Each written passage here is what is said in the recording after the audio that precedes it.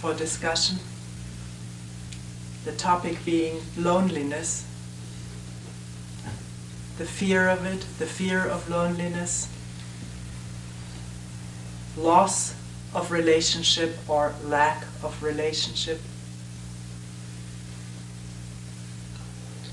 In asking questions, don't ask them, if this is possible, of another, but ask the question of yourself. So that as you're asking, you're looking within and not looking toward someone else to answer your question for you. So it's very important whether one is asking a question or is just making a comment on something that has been said,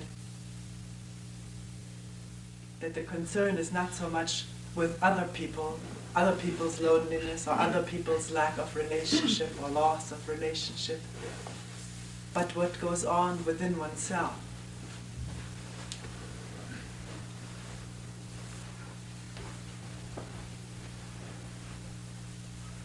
Because it may be that everything other people have done, other people are doing or will be doing is within oneself.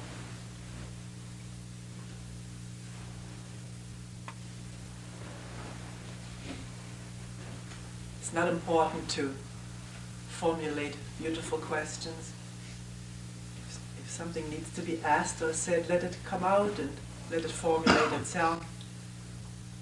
If somebody doesn't ask what is being said or questioned, then feel free to say, could you say that again or put it in different words? I haven't understood.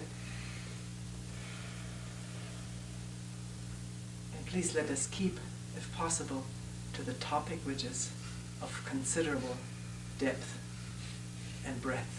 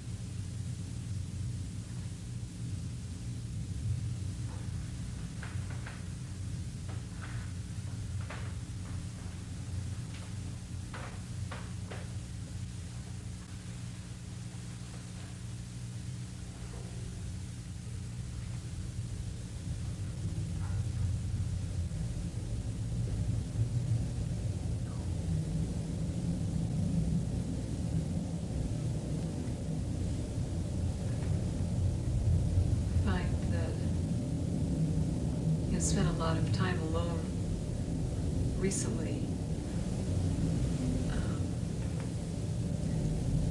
As an example, yesterday, the family was all gone and I was home alone and hadn't expected to be. And a lot of anger came out of that.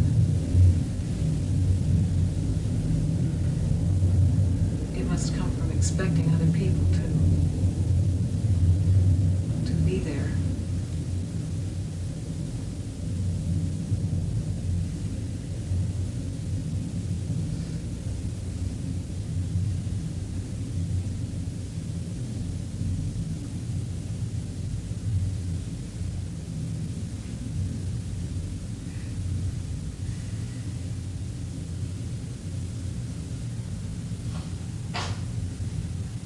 Karen says, I was alone yesterday. Family had left and I didn't expect it. And there was anger coming up. Anger at being alone. Must be. It's Saturday. There will be someone to be company. But that is just that's just an expectation. There'll be somebody there to keep me company, but anger is more than that.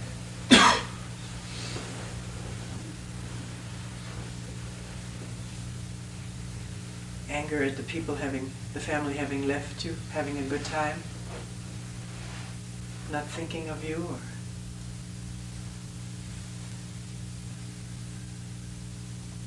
and they should be thinking of me. They should keep me company, is that?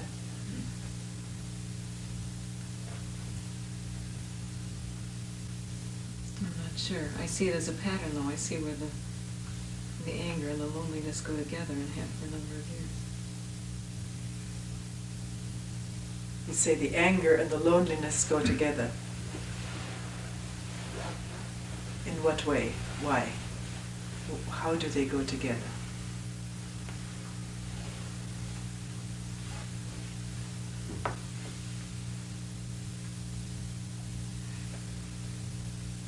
I don't see it yet.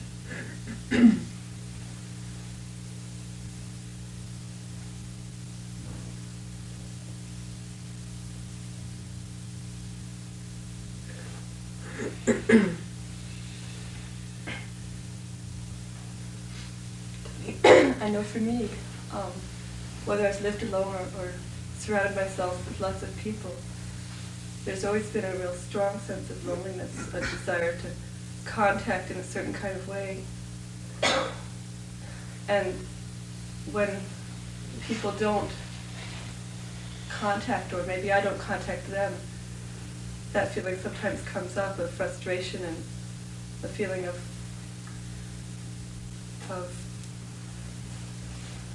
separateness. And that's what I think of as the feeling of loneliness. And it happens whether you're with lots of people and thinking, you know, there should be no loneliness here, or why should there be loneliness here, or whether you're living alone. It doesn't seem to have anything to do with being alone or being with people. But I don't know if that's how everyone defines it or how everyone feels it. For me, there's a feeling of fear of being vulnerable, being perhaps unable to meet the whatever comes up on my own. Perhaps sickness or something like that, or having to take care of somebody that, which could be very difficult. Isn't fear like really at the root of the whole thing? It may be that, you know, I've found a way of being independent in my life and taking care of myself, but it's really amazing to see how afraid one is of when there's somebody there. You know, there may be somebody there, and yet there's a real fear of being completely that person and the whole situation there may be a thought, at least this is something that goes on for me, that, well, heck, I may lose that person may leave someday, so I'm not going to really get involved. And it's on such a subconscious level that it's not even that I think it to myself consciously, and yet there's this whole attitude of, I've been left in the past, people have left me alone, and there's pain that's come from that. And somehow it just sets up a reaction in the body, or a whole attitude of fear. You know, I'm not going to be that vulnerable again. I'm not going to open up like that again to somebody, or to anything. It's not just a person, but any situation, because there's real fear of loss, of losing it, that will be gone, that I can't hold it. And yet that's the problem, is because I don't open up to it. I'm separate from it, and there's the pain, there's loneliness. Whereas when that opening up happens,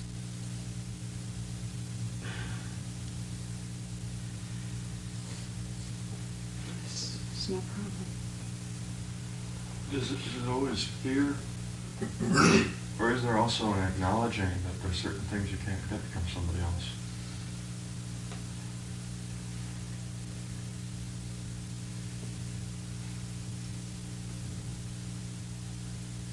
What's the nature of that acknowledging?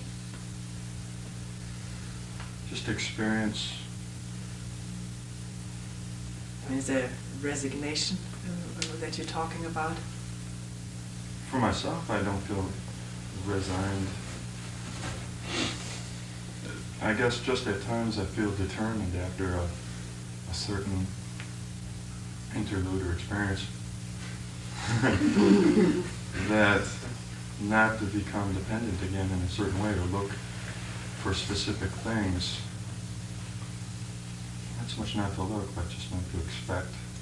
What kind of things? Again. What kind of things? You said being dependent or expecting So many things. Someone to meet your needs. Take care of you. Yeah, I guess just to complete something, you know.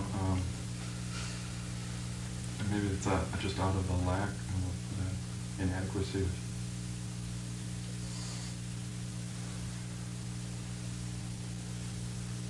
Seems like a lot of relationships are formed without knowing that sometimes that's where it's coming from. It's just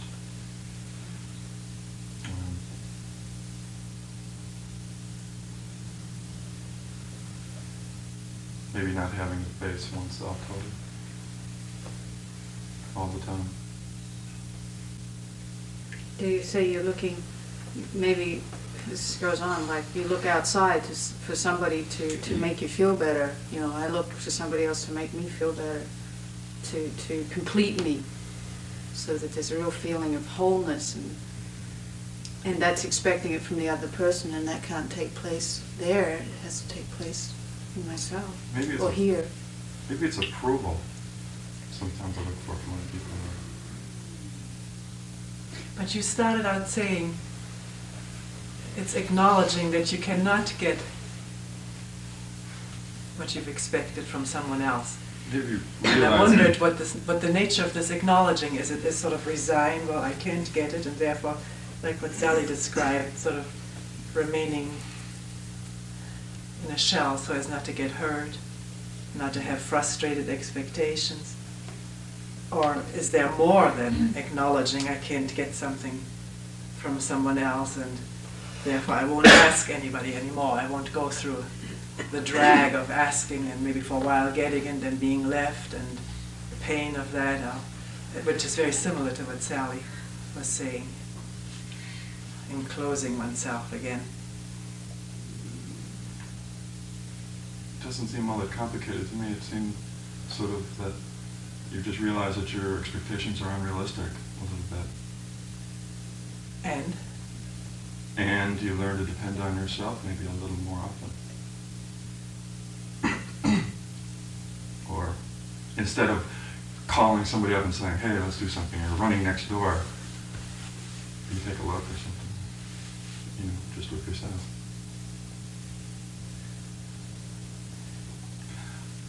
I don't know why, at the beginning of this discussion, I started to wonder whether I was going to be able to relate to it. Just because loneliness just doesn't seem to be a problem for myself. Sometimes I crave that alone, that my own, just taking a space from people and situations and socializing.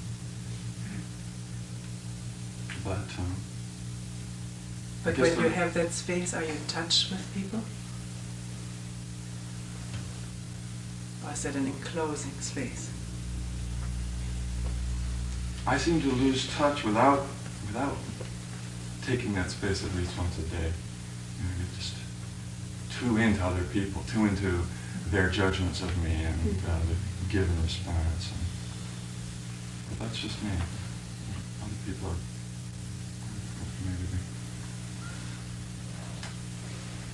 they don't always. They can take that space with other people at the same time. It seems like that's not what I meant in saying being alone doesn't have to mean that you're cut off from people. No. You didn't mean that. No.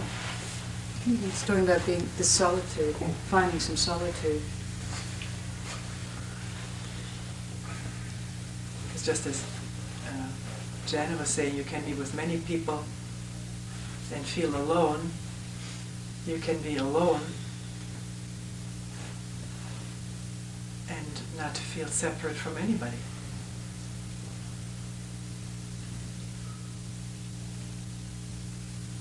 What is the real problem with aloneness?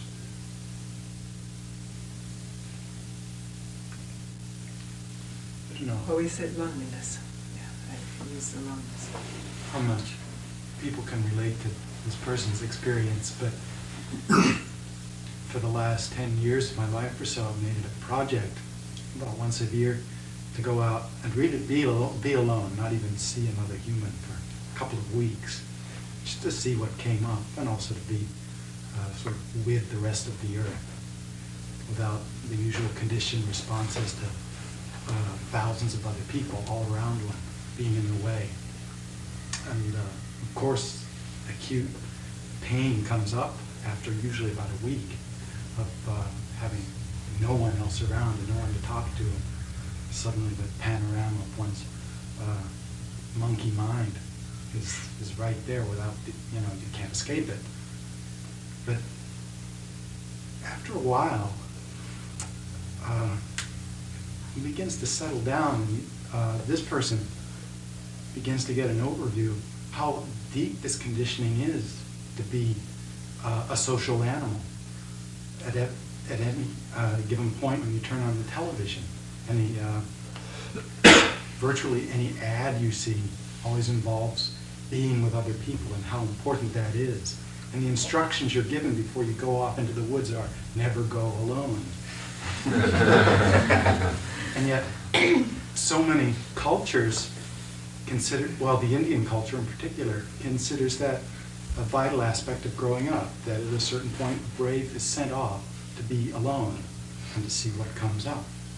And in modern times, the Outward Bound program does the same thing. And yet, in the wilderness, I've run into these Outward Bound groups. And in their 3-day solo experience, where they're sent off each alone to just be by themselves, they often will find each other.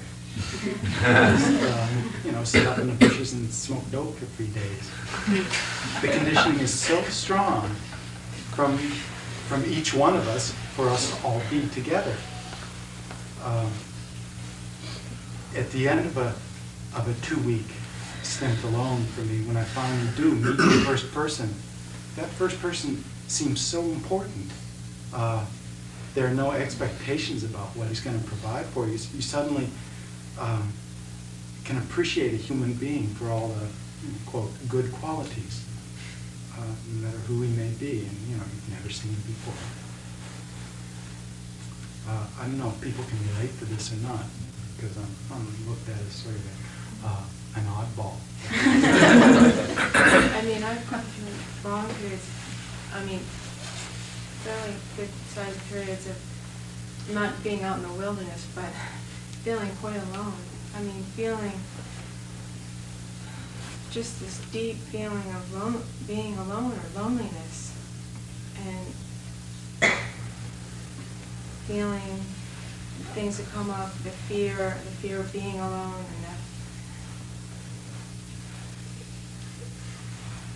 and looking at it, and sometimes sort of just really being with that for a period of time. I found for myself, there's a coming out, and there's a feeling of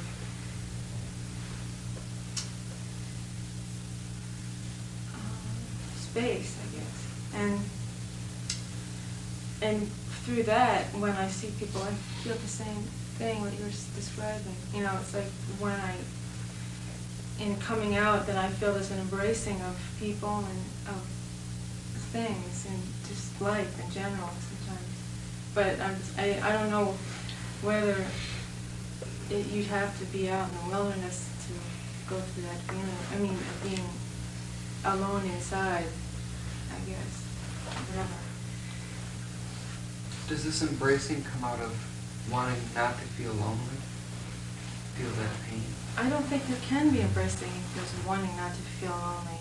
In the way I'm talking about it, I don't feel, when I'm really sort of immersed in feeling this aloneness and loneliness, I feel incapable of embracing people in a way. I feel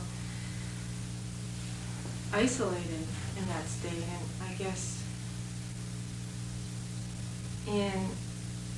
somehow in just being with that and questioning with it, there's a feeling, there can be at times, a feeling of letting go of something. I don't know, letting go.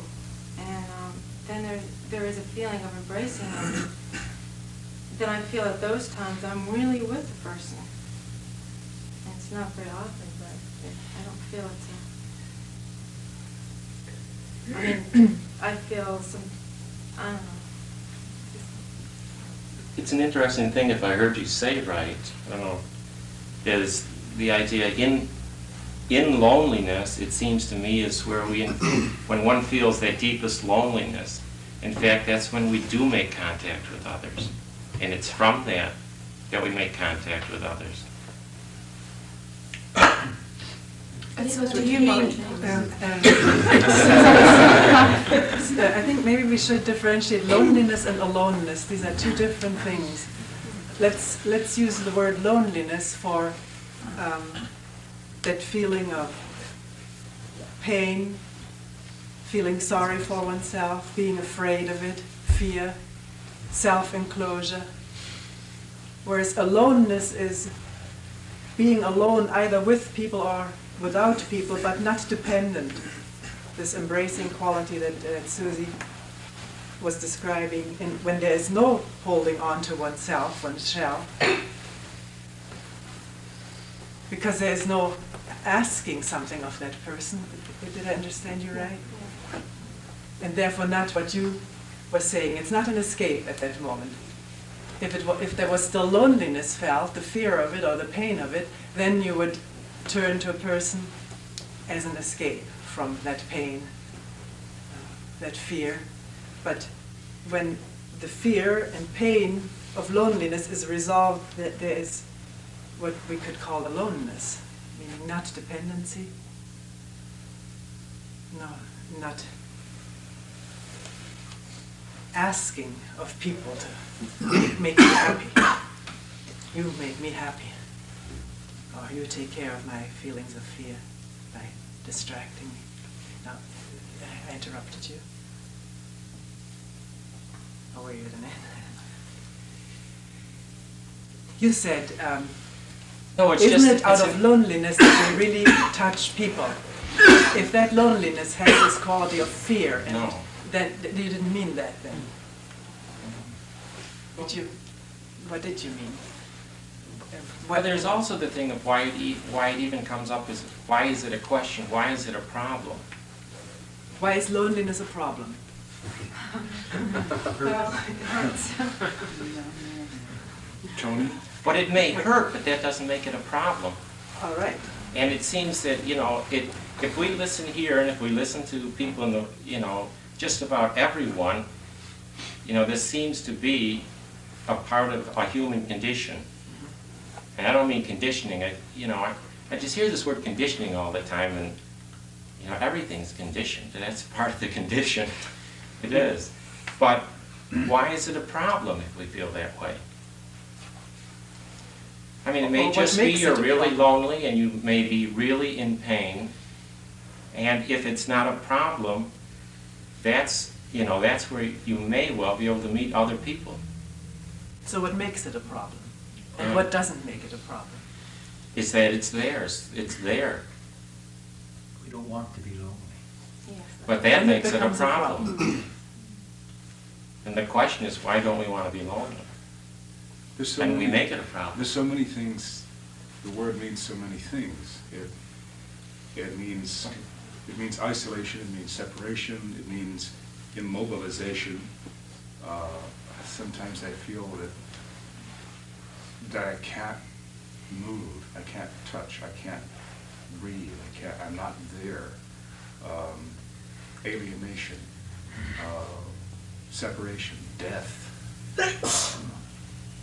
The depth of whatever it is not to be, all of that, it just seems like that when you say loneliness, those are some of the things that come up. And sometimes it's visited upon you, it's unexpected, it grips you, it's there. Yeah, it's a feeling like nobody cares about you, and you might just cease to exist or die, or die from, you don't get any water, and you're a plant, you're just going to die. It seems absurd to say this, but, isn't there also a beauty in that? Well, when there is, then that's the point when you can't even call it loneliness anymore. At the point where you're feeling the beauty of that condition, you're just with it, and it isn't a problem anymore. But there are times when, because of the nature of the condition and the fact that fundamentally you're cut off from yourself, you're just totally split inside, and you can't get together, that's when it really is a problem. And it really is a problem, because nobody wants to be cut off that way. It's our fundamental separation, really, when you're really at rock bottom loneliness, you're gone. There's this I that's feeling really lonely, and it hurts. And for me, at the bottom of it isn't fear. I mean, fear is in there, but when I really cut into that fear and say, well, what's that? It's like, I don't know who I am. I'm not here. Am I here? What's going on? And that's a really, that's really at the bottom of all of these painful states that we get into, is, what is going on here? What am I doing here? Who am I? And But you're asking that, and you Yeah. have an awareness of that state Mhm. as you were reporting it right now. But there are times when I don't have an awareness of that state, and that's when it's a clutch, and it's a real, when you're cut off and you're not even questioning, it's really horrendous. But as soon as you start to move toward, well, what is going on here? Then it transforms immediately, and it still hurts. It's true, it still hurts, and it's rich. But there's a difference than when you're kind of unconscious and whirling around in this fear of dying kind of condition. And that's hard. It's hard to make that transition. But when you do, then it is okay. And then it seems to me the word loneliness doesn't quite even apply anymore. And then when you can really settle into that state, there are some really neat things to discover about it. But Ellen, It's I not can't so stay easy. in that state. Sometimes I feel that, but other times I feel the other. Yeah, you want to run away. Yeah. Just anything. Yeah, See especially- somebody, do yeah, anything. yeah, especially if Eat, get busy, anything not to feel it. Yeah, especially if I'm facing a very painful reality problem that I don't know if I can deal with. Then I Mhm. want to, run. That's what we want to do, yeah. Yeah. But that can be questioned too, running. And anger is At that in the moment that way. you're running, at that moment, the questioning. Not thinking, oh, I should have been questioning back then, and now I'm not anymore, because that's not. But right there. Right when you want to run, you say? Right where, yeah, right wherever the awareness comes from. Then, yeah, I'm caught, I'm trapped. Question. There. It also seems a problem when two people like this, one, like myself, I want something, I want to feel this loneliness or so, and the person who's with me wants also to not be lonely, get something from me. We're frustrating each other, we're not meeting each other's needs or wants and so on. So there's just maybe a clash there, You said at that moment you're describing a moment in which you're feeling lonely. Is this how you started out? What you were saying? No, I've noticed in relationships that Yeah. I want something out of a relationship, and then this other person wants something out of a relationship, and there's no meeting there. How could you meet? Mm. I mean, can you bring this up? Can you communicate about this with each other? Is it possible?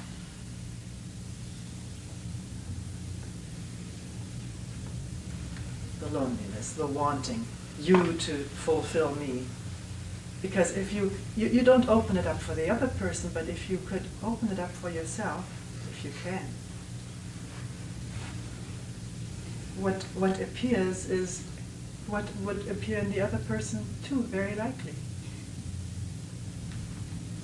It's not so different.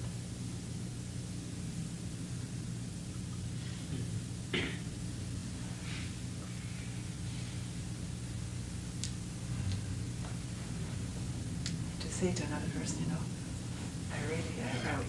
I want something from you. I don't know whether that's possible to say. I don't see why not.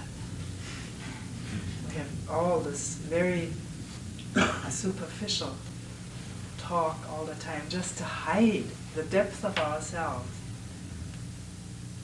which really wants to communicate and be aired. And it's so with the person you're with, it's the same thing. Or rather, we frustrate each other on the surface all the time. And say, could we look at this? We've gone through this time and time again. Well, what's going on? And not, I'm telling you what's going on in you, but what's going on in myself right now? Would you mind if I just looked right now? Sort of opened it up, talking to myself. You can listen. And then there's no attack or fault finding. It's just questioning.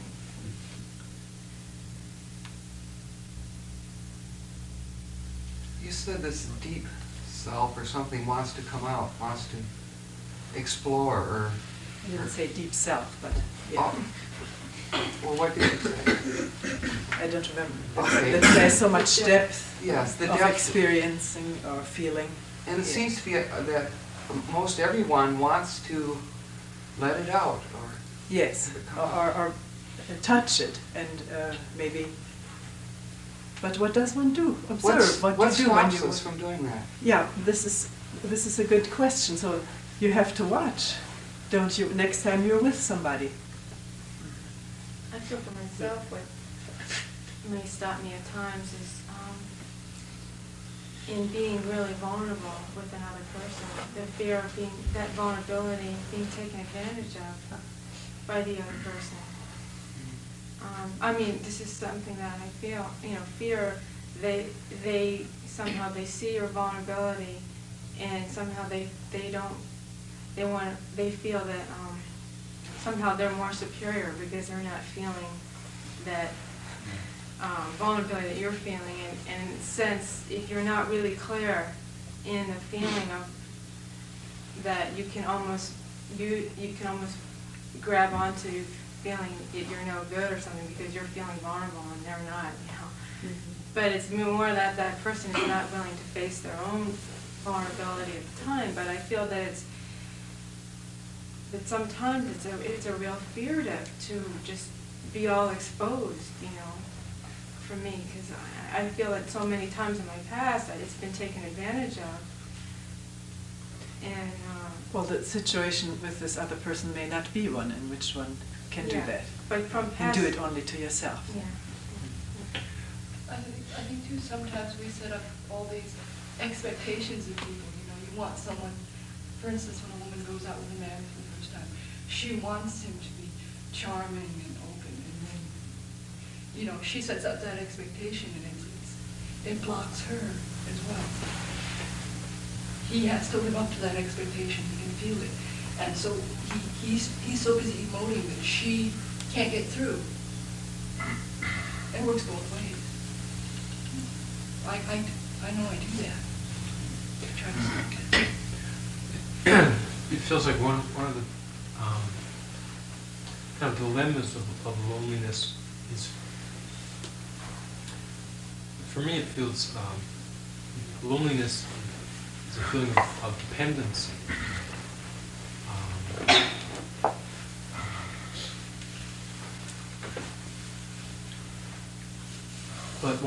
But it's funny how this, like, not accepting or not wanting to feel dependent, you can, you know, I can come up with this kind of ridiculous other extreme, which is I ought to be so independent that I never need to be around people, you know, ever again. I mean, it's you know, that in some way the opposite, the solution of loneliness is to be completely independent. And it's just to set up one extreme against another.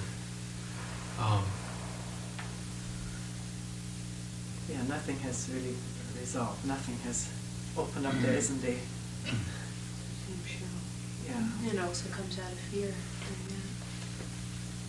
What do you want from another person? Of course, I know it can be a gamut of things. What is the dependence? The dependency on what?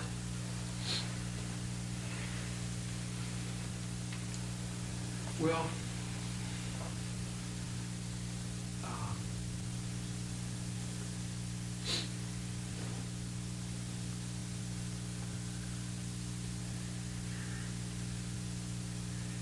at a kind of a psychological level, it feels that it's acceptance, or a lot of times it's approval. That what I'm doing is okay.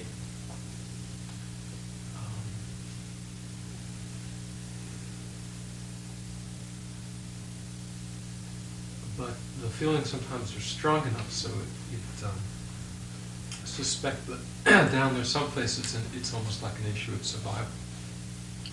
It's in some way. Surviving as what?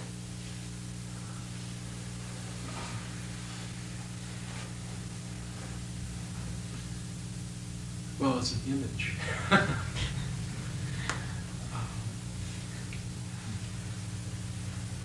At least kind of fortifying some idea what I should be like versus what I worry that I am like. For me, it's surviving as a living person. The degree to which I'm isolated and separated and lonely, to that degree I go to someone else looking for that which I'm not in touch with myself.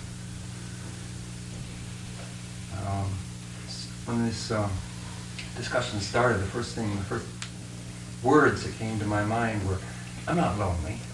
I'm not lonely. And of course that's not true, but I'm not that. I won't be that. I'm not that. And no, I'm not that. And then doing all of that in order not to feel whatever that is. And you were talking about dependence, and we're talking about independence too, and aloneness. I think this, for me anyway, it's very scary to be dependent on anything or anyone. And I do everything I can to avoid acknowledging that for myself or with other people. But the other day I was in some situation and I allowed myself to be, and I don't know what this word means, but let's say I allowed myself to be dependent, or I allowed myself to acknowledge that I was dependent. And it may not be really dependence I'm talking about, but all of a sudden it was possible to be with that person. I didn't have to say no to the person. I didn't have to be strong. I didn't have to be independent. I didn't have to be putting up this, whatever it is, against feeling close to that person.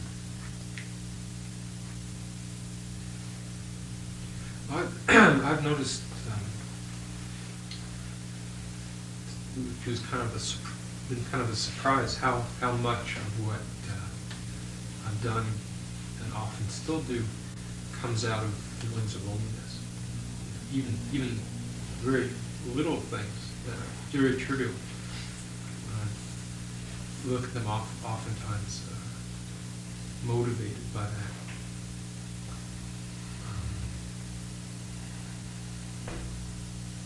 By loneliness or by not wanting to be lonely?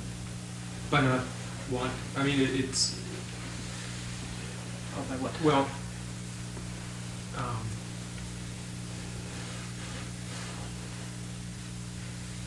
by not wanting to be lonely. Because you see that, do you, that if, as Charlie earlier said, if loneliness is not a problem, if there's no escape from it, then it doesn't have a motivating power anymore. It just is, and doesn't seek for something to relieve it, or so. The loneliness itself need not be the motive, but when you don't want it or fear it. Yeah, I guess I got, because I was still thinking of, when you're talking about loneliness, it's just kind of hurt or fear or whatever. Yes, yes.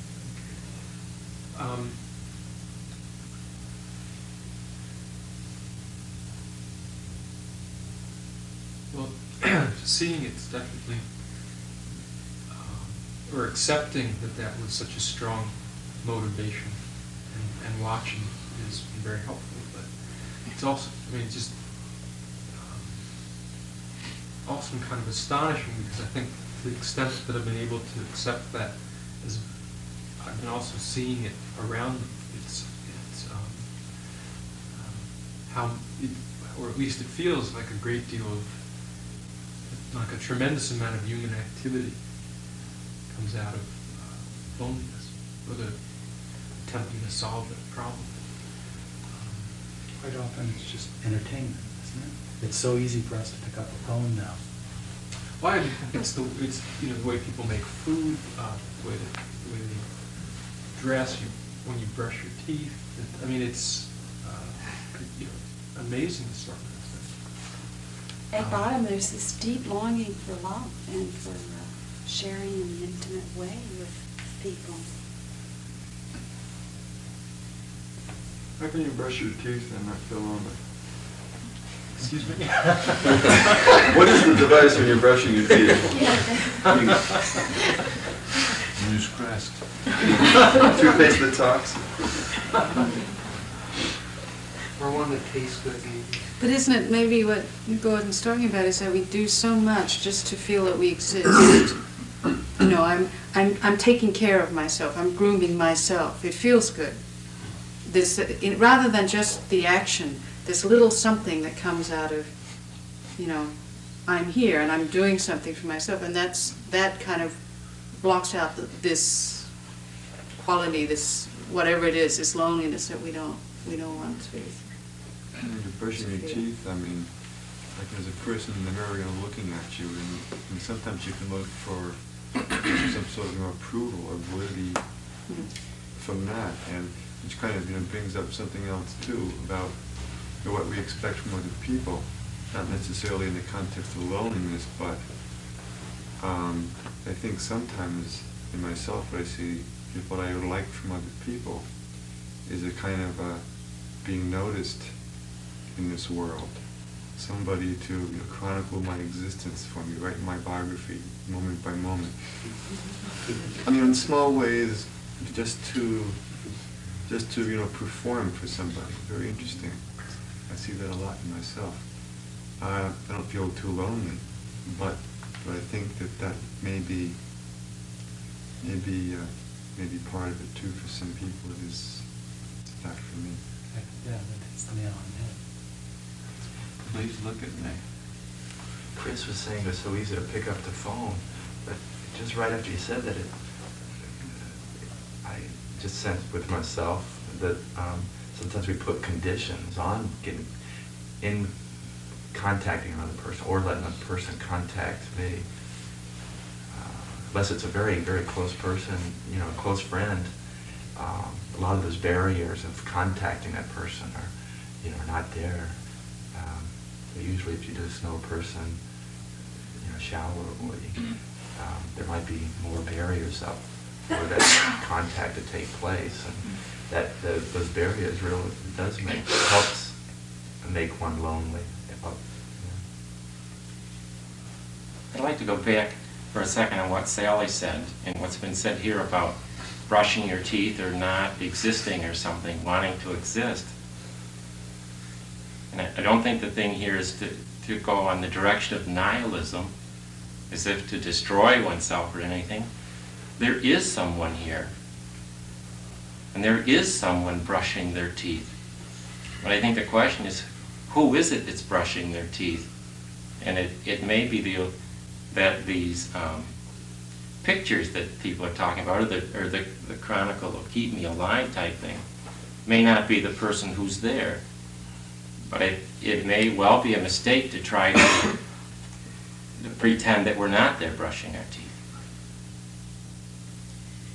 And maybe it's the one who doesn't want to be there brushing their teeth, the one that's chronicalizing, here's what I'm doing, which is creating this problem of loneliness, or aloneness. I don't remember which way we're using that word. But I think part of the thing of being alone is to pretend that we're not, or lonely, or whatever that word, is to pretend that we're not. Why would we And that want to do there that? is someone there. Why would we want to do that? Pretend that we're not there? Yeah. That's a good question. That's true though, because I've gone up to really deal with some of this, and I mean, I haven't even touched upon a lot of it, but I've gone off by myself to a small hut to look at some of this, and I found that in order for me to really be alone for that week or amount of time, what I needed to do was create fantasies in order not to be alone. I mean, I just didn't want to deal with it, and so I create things, in order not to look at it. And I think that does happen, as you said about running away from it. It's that kind of thing. So you do create things in order not to look at it. But yet when we do really look at it, it's not a problem. But why isn't it? When Ellen was talking before, it was really gripping me that the other night, my daughter's been in the hospital and Paul's been gone at night, and I'm alone with the kids and had tremendous fears coming up of, specifically of some man coming in and raping me in front of the kids and then killing me, and really horribly violent things. And I just tried to really I first tried to do two things. I tried to really feel what was going on and not push it away with anything intellectual. And that froze me. I was paralyzed in every way. I mean, literally couldn't move, and everywhere was paralyzed. And then there was sort of a questioning that came under, but it seems like sometimes this questioning or looking at things breaks the paralysis. And in what way does it do that? Does it do it in a really deep way that cuts under it, or is it just kind of a trickery of the mind to prevent you from feeling what you're feeling? And I get very confused because I started doing that. I started questioning and looking in a kind of a rational way, looking at the doors are locked and why are you feeling afraid and where is this coming from? And it relieved and broke through the paralysis. And yet, no doubt, if I'm in that situation again or back in the woods, it's going to be back and nothing has been resolved. So how is it that this basic fundamental question here, which somehow, to me, it's such a matter of environment or of the situation bringing it out. Why is that? Why is it, that it's in a superficial way, and yet it's a real fundamental thing that I haven't really broken through or resolved. And when we talk about the whole thing of questioning and looking at things, for myself, I feel I don't know if I've done that in a way that's deep enough to really, do more than just break the paralysis of things for the moment. I know. Well, maybe you can't do any more than that. I mean, and there seems to be a difference between kind of asking a question in a rational way that can distract you from the real feeling that you're feeling. And yet, also, why is it that just feeling it doesn't break it in itself? well, for me, sometimes it does, if I just feel it and really stop, just feel it. Sometimes for me, then it just goes. But then why does it come back? I don't know. Why does it come back? Mary, why do you not want it to come back? See, you have a tremendous expectation. Now this should be resolved. What is the problem if it does come back? There you are. We have a conditioned mind. We are so constituted that fear is a very important response to certain situations. Why can't you meet it over and over and over, and in the meeting there's no problem? It does snow every year. Yeah, and it melts.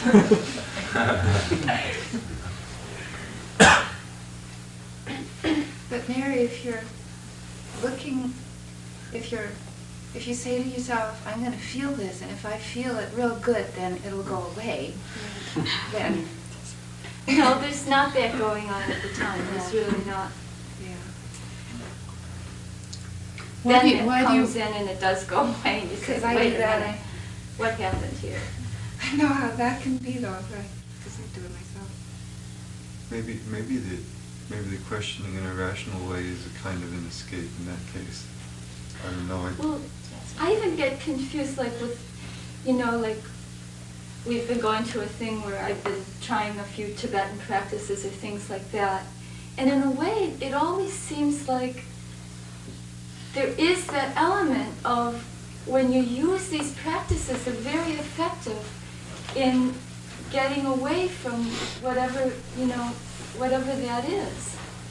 And is that all that, it's just amazing that they can just, in a very beautiful way, dissipate those fears or whatever's going on, and yet it does seem like there's nothing that's been resolved. And so you're wondering whether questioning, is that what I'm understanding, that maybe this questioning you're saying that can break the paralysis, you're wondering if that is the same kind of moving away from it, that it doesn't resolve it, that it may be an escape from the feeling. Why is it you want just feeling it to be enough? I mean, is that what you're saying? I'm just wondering if I really indeed have been questioning on a really profound level, because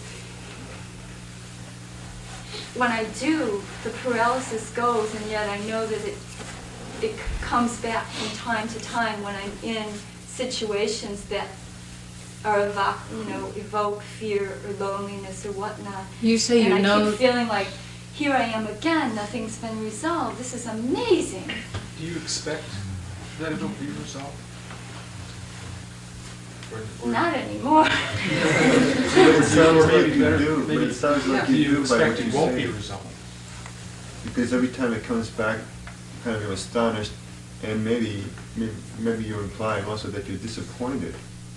There's an expectation there. If that's what you're feeling, maybe there is an expectation there. Well, I'm wondering, And a pushing away too. what is maybe. this thing that can't be resolved? What is this basic humanness that's this vulnerability or this which seems to connect us with everybody, and in a way it's very beautiful that it keeps coming back and we're reminded and it connects us and opens us up to everybody. You like it? Well, in a painful way, maybe. But There's a universal suffering. What is that? How much of that is perpetuated by, I mean, it seems to be an issue that we're touching on here, that there's a real fine line between dealing with it, but also just holding on to it at the same time. And what is it that breaks the perpetuation of loneliness or the other things that are going on? I'm not sure if that's exactly what Mary's talking about, but one thing that I find that creates an awful lot of problem is the whole searching for truth. And like she was saying, it seems like she's looking for an answer. And it seems the more you're looking for an answer, the more you're setting yourself up for disappointment and just being amiss with everything. You mean that you really can't get in touch with something or find something out to the extent that... No, I'm saying to have a preconceived notion that there is some sort of answer lying behind something, lying behind a problem. Or a way to handle it. Yeah. That there's a definite way to handle the The problem. problem is the very large, predominant, preeminent, preconceived notion of there being a solution to a problem. Well, part of what I heard the young lady saying was a disappointment with herself, because look at me, all this spiritual effort I make, and I still can't resolve this. So to me, there's an ego failure there, and like I should be something else. I should be able to handle this.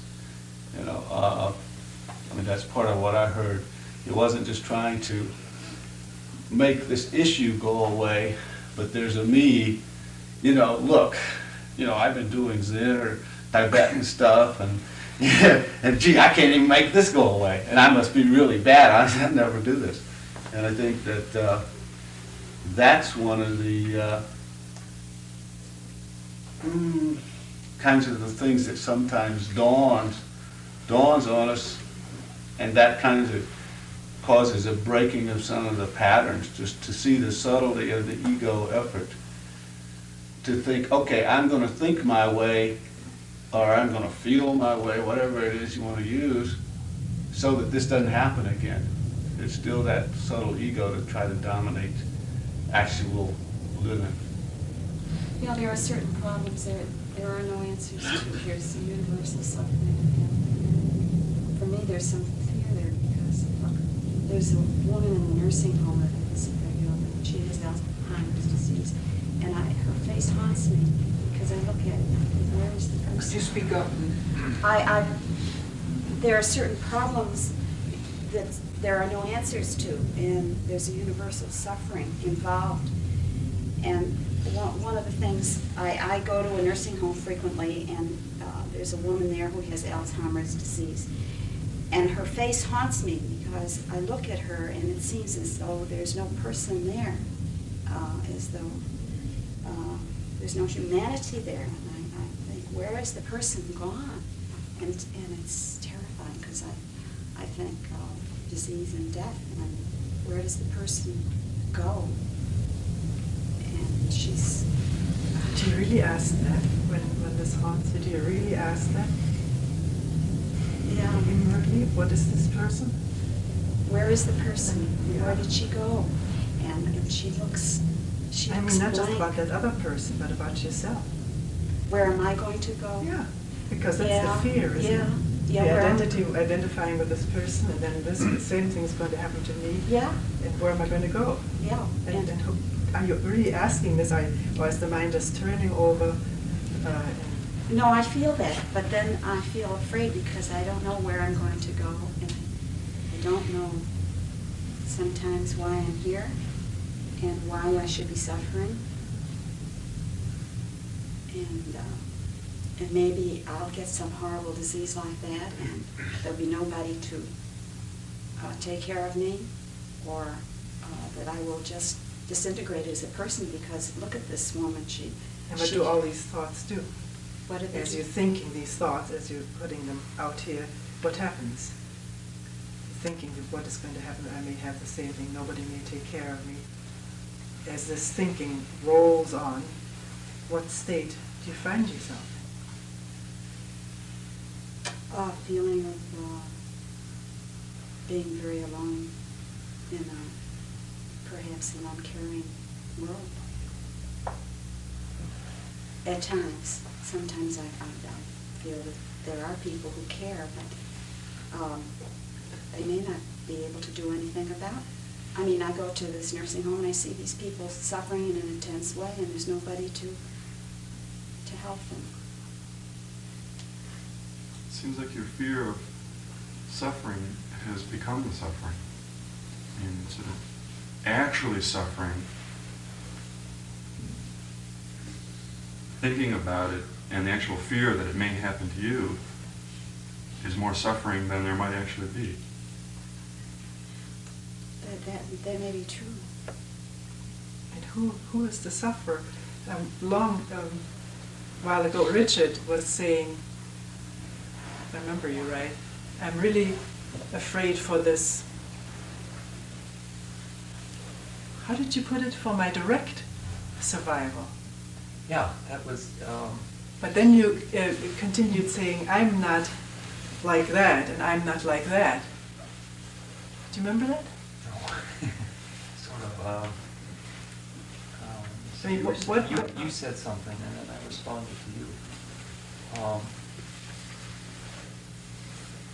That a relationship had to do with being in touch with that which I was so not in touch with myself. Independence? And then I... When you started out saying, but I'm really afraid of not existing directly as this here. But as you proceeded, you say, I'm afraid, or I don't want to be this and that, which are all images. I want to be like that, I don't want to be like this. He was saying that at the beginning he thought, I'm not lonely, and looking at that. Yes, that's how it was. I don't want to be that, and Yeah. I'm not that. Yes. Not. Which is all what? Not one. But it's seeing yourself as being lonely or not wanting to be lonely is thought and is imagery. It's not this here. It's sitting there. That's true. Just as ideas of being independent are... Yes. I mean, the imagery. Her ideas. Yes, Yeah. ideas.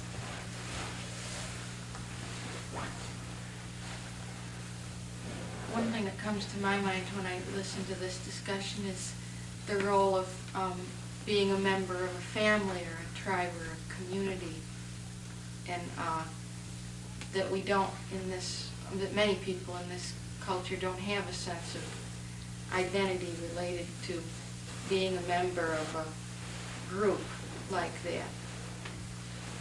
It just seems... That can also be a danger. I mean, you can also be a member of something as a way of running away from that loneliness. And the family doesn't always come through for you either. Isn't this a group though? I mean, aren't we here to feel something? Are we here to feel something? To be together? In what kind of way? I don't know. I'm just saying. I'm very lonely right now. What you I just... feel that, you know, we're all here to, maybe I'm coming here to feel better. That's what. What you just said touched something in me, because a lot of times I think of loneliness as being like a door that I go through to be alone. And yet I realize that it works the other way, that sometimes I use my loneliness to not be part of a group or part of a family or a relationship. That it seems to be almost like a fear or a stepping stone or a block that keeps me from being either with myself or with someone else. Because why would you want to not be with yourself or with someone else? What's the threat there? The fear, being with myself, once I can go through my loneliness and be alone, whether it's physically alone, I'm okay, but I think it's the other way. That the other person, if I go through my loneliness to be with someone else, then maybe they won't be totally with me. And so you'll be disappointed. Yeah. You have to feel it all. And so I'd rather feel lonely. Mm-hmm. It's safer. Yeah. And what is that loneliness that is safer? What's... Because then from the loneliness I can retreat back to being alone. It's not so risky. And while you're retreated into that loneliness, what? The loneliness is really scary. Yeah, but when the loneliness, it seems to me you're talking about loneliness as being a refuge too. Yeah, I think that sometimes I use loneliness as a refuge. Because it's safe. It's safer. And what is the aspect of loneliness that makes it safe? That I can't be disappointed, I won't be disappointed. It's or rejected. Yeah. Hurt. So isn't it that it's a state that we know? It's familiar? Yeah. It's like if you ain't got nothing, you got nothing to lose. Well, to be open, to really be open means you're opening to the painful things as well as the joyous things.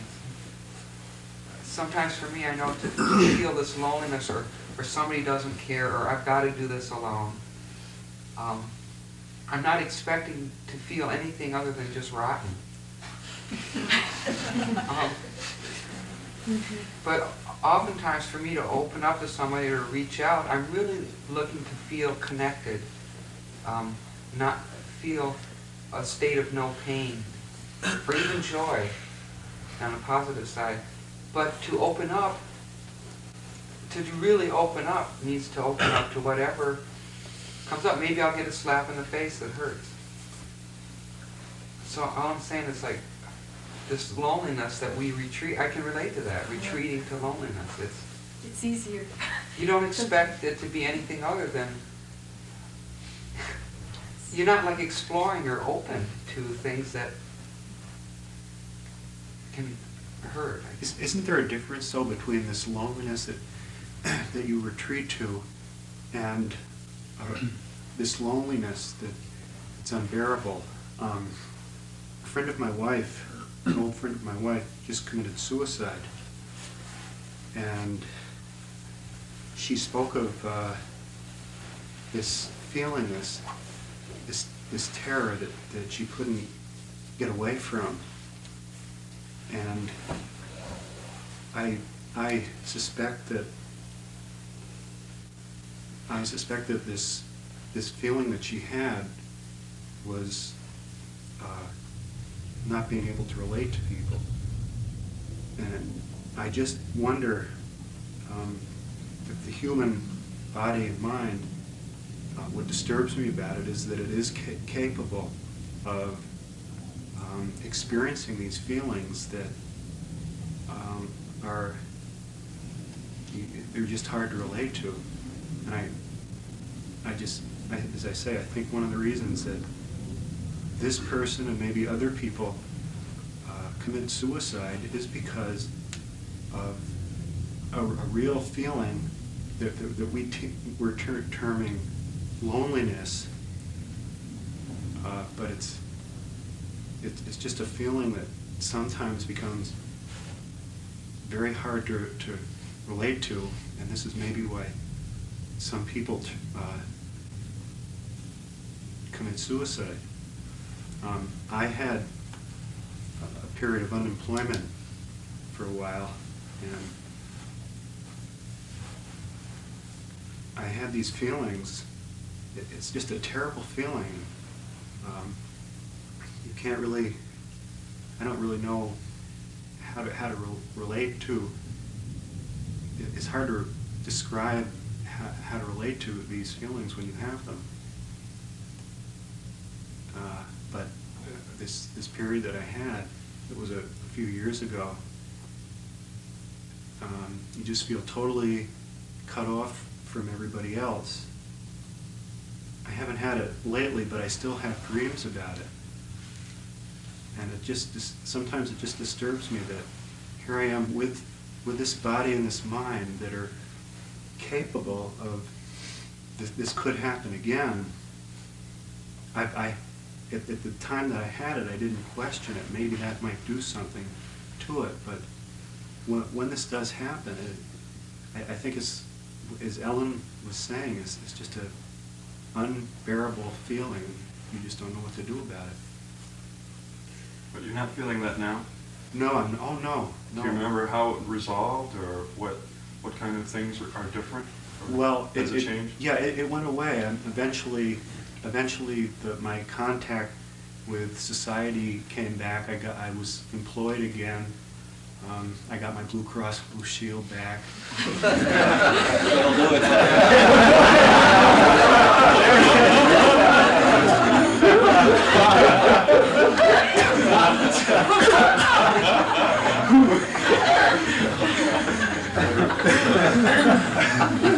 I was back in the plugged in again, right? But isn't there something to be said about that? I mean, when Mary was talking, you know, I wanted to ask you, Mary, well, did anything change? I mean, is anything different for you? I mean, for me, it's like when I experience something and think I'm bottoming out through it and I just feel wretched, and then all of a sudden it's over. And I say, well, God, I know this is going to come back again. But somehow there's some awareness, well, it was over this time. Maybe it'll be over next time too. I mean, nothing ever stays the same forever. Nothing. It just, it's like, it does snow every year, but it's different every year too. And is there some, I mean, I get this feeling here today, like feeling something and going through it and being with it every time means that forever and ever these things are going to come up, and they're always going to be the same, and we're always going to have to go through this. And in a sense, I mean, really that is true, except that things change. And something that you may have experienced that was horrendous 10 years ago just doesn't have the same grip anymore, for who knows why. But if you can, the process seems to be the most central thing, that we do get in touch with this process, this way of relating to all this stuff that comes up. And it's kind of like you maybe you can get more in touch with the process, or I don't want to say better at it, but somehow you become more familiar with, instead of being so familiar with these wretched conditions, you become more familiar with how to be with them. And then but something isn't that does escape? I don't think It seems indirect about that. Other than just being with it, you're concerned with the process of being with it. And if things change, then maybe the way you get with it changes too. I'm not saying that I'm concerned with the process of being with it. I'm just trying to make an observation that things do change, and what is it that changes? And for me, what has changed is I'm still gripped by terror, but it's different. And I think it's different because maybe I can get with it a little quicker. And maybe but my is that awareness a separation from it? From Is what? it getting with it quicker? That's what I was questioning in myself, because it's a really subtle thing. Yeah. You mean And that there might be a motive there, that I'm doing this in order to get rid of it? Yeah, or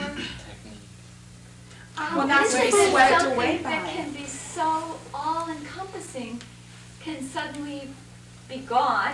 What's And wrong with What that? is it that comes? Why do you want it not to But be how gone? How did it go? Was it the mind looking at it and saying, and seeing that it really doesn't exist except in your mind, and therefore you let go of it. Seeing how you actually create things, which is the process maybe Ellen's talking about. But I don't know, something about that bothers me, because in a really subtle way then you can kind of bring up and let, you know what I mean? It gives you a power to kind of be a little freer in your life, maybe not be so gripped by all of these emotions that come and go, and maybe to see that it is just thinking. I mean, that's not so terrible. It's a big relief sometimes. But a lot of people, their whole spiritual practice consists of controlling and being in charge of, and I'm letting a little loneliness in here and I'll push it out there when it gets to be too much, and it's a real...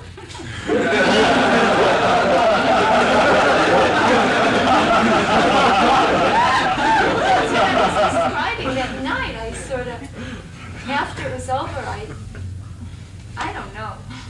I mean, you're kind of wondering, is this on, or am I just tricking myself some more? Am I playing a game in my mind and not? Yeah.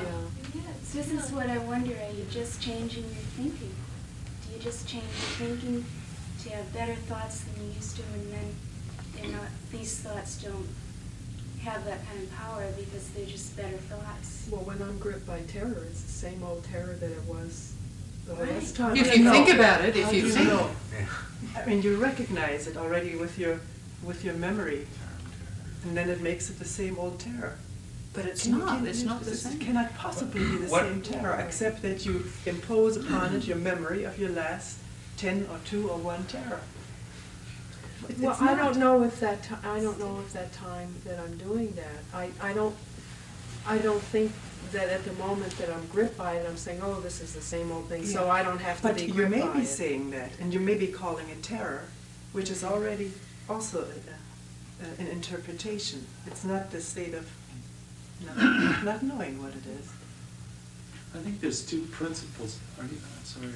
Let me just get back to Mary.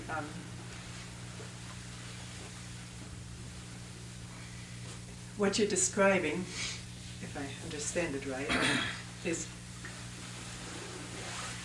a release from the stuff is gone, and then you want to know what happened. You're trying to make a thought thing out of it, trying to interpret it to yourself, make sort of a, Bob was talking about biographical notes. The thought process is taking over something that is finished and over with. And but with it was that, a thought continuing. process that helped to end it.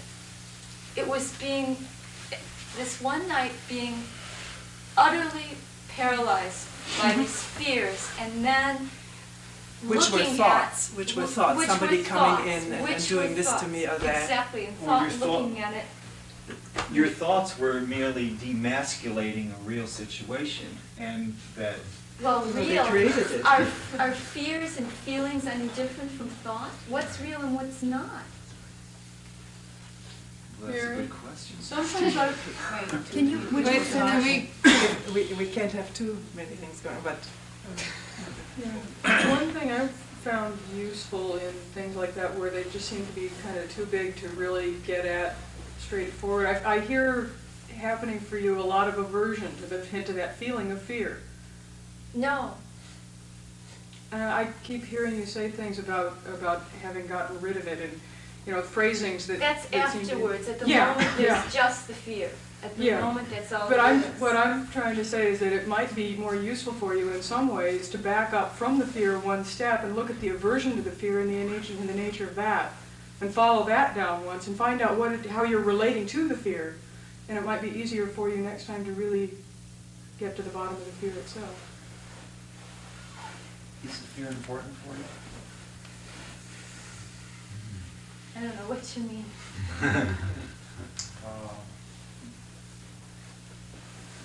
Does it work in any sense like what Bob was talking about? As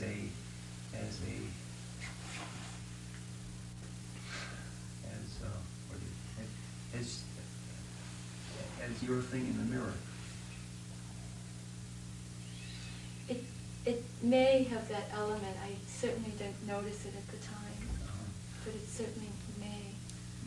One of the things you said right off, Mary, was that it'll go away, but then you feel like you haven't really gotten at it because it'll come back again. Well, the fact that I can sort of, with my thinking, I can look at it and see how it came up and watch the process that brought it to existence and then releases it. What did you just say? Well, the way I understood, I thought the way that it hit me when you originally were talking is that you can do these, whatever it is, different ways, getting right with it, and something, and this pain, this fear and paralysis just goes away. But then you say, I thought your question was in the beginning, well, but it'll come back again, and it keeps coming back, and it's like I haven't really gotten at the root of it or something. Somehow I'm just doing these things that work momentarily, but they don't really solve this or make me any less susceptible to being afraid or something. Yeah. Yeah, but at the moment you're talking about, when you're home alone and you have the children there, you have a sense of responsibility too. You know, that you don't want to be paralyzed with fear, because then the children will too. So you do have to use that kind of thing in certain situations in order, you know, not to transmit this kind of thing to the children. But I do. I absolutely, when I'm in that kind of state, the kids are like, you know, moving closer to me and pushing me off the bed, and everybody's on some level connected with that kind of what's going on there. And I wonder, you know, I'm probably much more likely to draw that lurking stranger into the house. So Mary, what's really the problem? What really is the problem? You say that the fear, the you're with the problem fear. To me is the fact that I took whatever was happening, and with my mind, with my thoughts, I saw how it came up and how it went, and I With your made thoughts? it go away. Yeah, by watching how it came up. Well, watching is not necessarily thinking.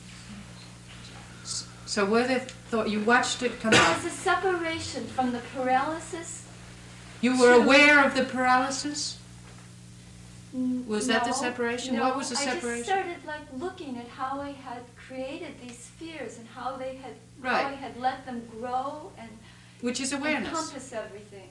Awareness And of it. in doing that, they were gone. The fears were gone, and I was released. She's from the not so grip. sure it's awareness. I'm wondering. Mary looking at it. Yeah, all it's her like- past, you know, looking at it, not just looking. Yeah, it seems to be like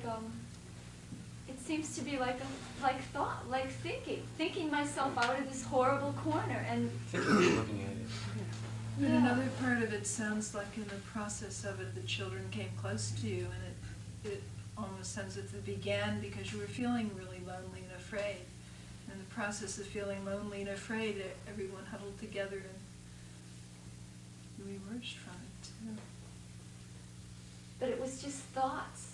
It was all, the whole thing, you know, and it created the feelings and the fear and the adrenaline and the paralysis, and then the thoughts released it, so I'm no freer. Sometimes it's really hard to know when the looking, the really just looking at something stops and the thought about, oh, I'm looking at it, comes in. I mean, are you sure it's just thoughts? Or maybe there was some just instance of just looking. What difference does it make? The difference is that it's not just a thought process. It is actually looking into without thinking, really questioning, without separating yourself from it. Well, then with something, I've always thought that if that's the case and there's something deeply resolved and I'll never be afraid again, and in that moment of terror, this deep sublime will come in. I know, I wish that would happen too. Mary, your child is in the hospital, and there's so many fears that are real fears, you know, and maybe it's getting put onto this stuff, these thoughts of yours. So, you know, it has a real, it's real in a way. So, and those fears about your kid in the hospital, I mean, you're sure you're going to have to struggle with that. And there is a universal pain. We suffer with disease or, accidents. Yeah, but why or is it death. that those unreal Many fears are more deaths. gripping than the real ones? Because you put your mind to them. Well, there are these many deaths that are going on all the time, and they are very painful for me, and For you other as people an too. outside observer and thinker about it, maybe not for the person who's dying, you don't know. But I mean the losses in life, the many deaths in life. I lost this relationship, or somebody just got very ill and is going to die, and I'm going to lose this person, or this person is aging and going to die, or my child is going to grow up and not need me, or my husband is going to change and we're not going to have the same relationship. Which Mary just said, these fears are worse than a real, honest-to-goodness fear that faces you this moment. This is what's going on all the time. But these many deaths take place all the time. Changes, everything's changing all the time, and there are losses all the time. And who's holding on to these people, to the things, wanting them to be permanent, not changing, and Well, why? And they don't answer so rapidly. These are very profound questions. Yes. That's where the aloneness comes in. Where? The Where does it universal come in? Suffering. Because I want to hold on to, if something is going well, or if I have a relationship or whatever, I want to hold on to it. I don't want it to change. I don't want change in myself, and I don't want change in others. I'm holding on to some kind of, trying to look for security, and it doesn't seem to be there. It's not a real thing. Everything is temporary. So, why view these changes as losses? Something was said about all of this being something that was known, the loneliness being something that's known. I think that's very important.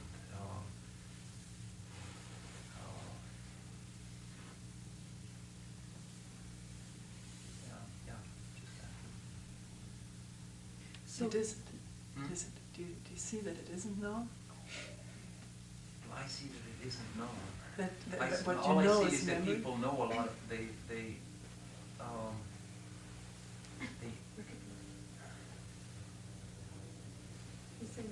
for all the pain which is in it, there's a refuge or a haven there in this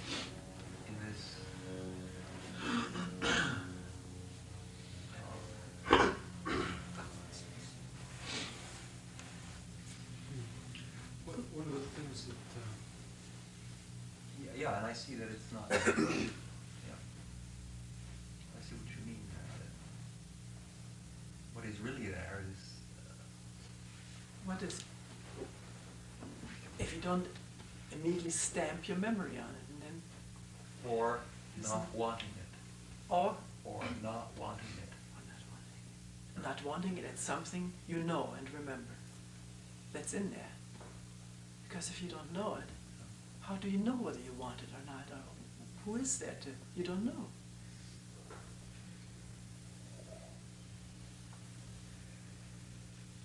You neither know who's the wanter nor what there is to be run away from or grabbed onto. And that, not knowing, there's no division. But it's not as a conventionally secure state.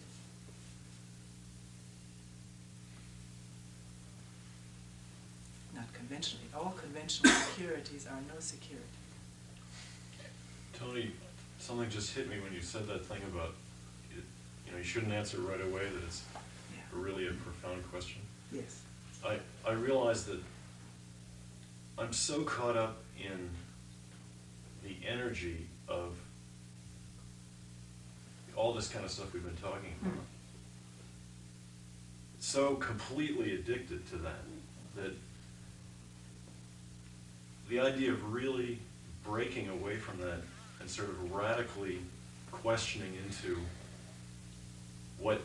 what's happening, that in itself is kind of a separation. That's frightening, because that's stepping into loneliness, you might say. It's when I'm caught up in this addiction of all the kinds of stuff that everyone's been describing, then I feel connected. But the idea of stepping away from that and just radically asking this question, sort of turning your life away in a completely different direction. That's scary as hell, because then you're stepping away from everything that's safe, and I hadn't seen that before. And I don't want to step away from everything that's safe. It's more than that. It makes no sense whatsoever. It's like you know, completely stepping out of the world or something like that. The world of what? The world of everything that well, like everybody has said, it's safe to be lonely. You know, it's universal suffering. No, not that. Well, he means the world of concepts, don't you? I see. Well, just the addiction to my problems and the fact that I know what my problems are, you know, as opposed to trying to step into new territory of challenging that somehow. Yeah, then you don't know, and then it is a scary place to be. That's exactly what I'm saying, yeah. No. But the scariness very quickly becomes something known, so can you not know it? Yeah, I understand what you're saying. You have to, when that comes up right there. Immediately you don't know. Actually, I've been discovering in time that this real deep fear that I've, you know, that is happening or is there, for a long time I had fears that were more on the surface. I mean, thinking about more like thinking kinds of fears about this and that. Mm-hmm. But actually, in plunging at one point, I felt that there was this paralyzing fear that's just so basic. That's beyond. It's somewhat beyond all these thoughts, and it's this feeling of being absolutely nothing, like or this feeling of being this little thing in this huge place. But let's really look whether this is beyond thought. Yeah. Because if one is really nothing and there's no thought I'm nothing, which conjures up scare, then there is no fear. Yeah, but there's this thinking of fear. Well, I wasn't saying that it was beyond thinking, but obviously there's some thinking, but may not be superficially conscious thoughts. not some thoughts superficially. run very. Yeah, it seemed so. Felt to me so deep that. You know, something that had been buried or something. Of just this, you know, I guess this thinking about being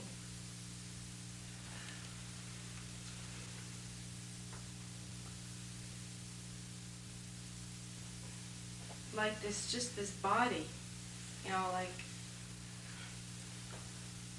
with nothing, I don't know, I was just in plunging this, there was this feeling of paralyzingness, and just this feeling of fear, and just looking at it, it sort of seemed that there's this fear of being, what is this person, what is this body, you know, it just,